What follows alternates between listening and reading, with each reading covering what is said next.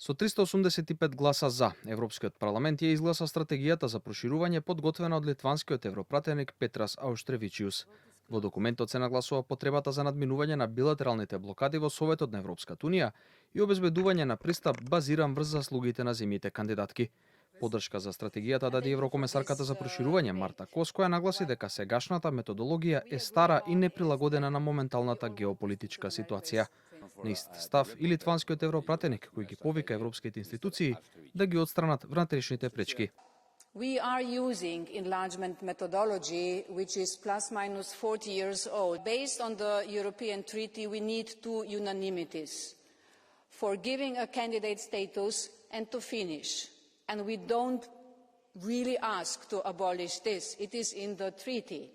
What we are asking is that for in between, when we need 150 unanimity decisions, we do it differently.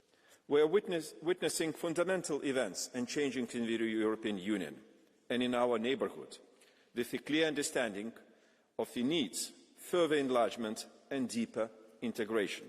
Поддршка за стратегијата изрази и известувачот за Македонија Томас Вајц, кој повтори дека унијата мора да ги исполни дадените ветувања кон земјите кандидатки. We need to deliver also on our promises towards the countries that we have been engaging with. In this current situation and global situation, we have to step up our efforts in supporting the countries in their ability to actually deliver on the reforms.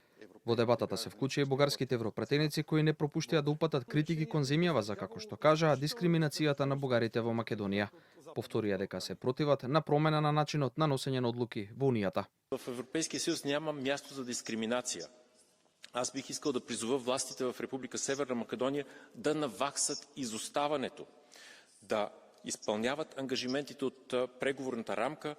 Че разширяването изисква единодушието на държавите членки.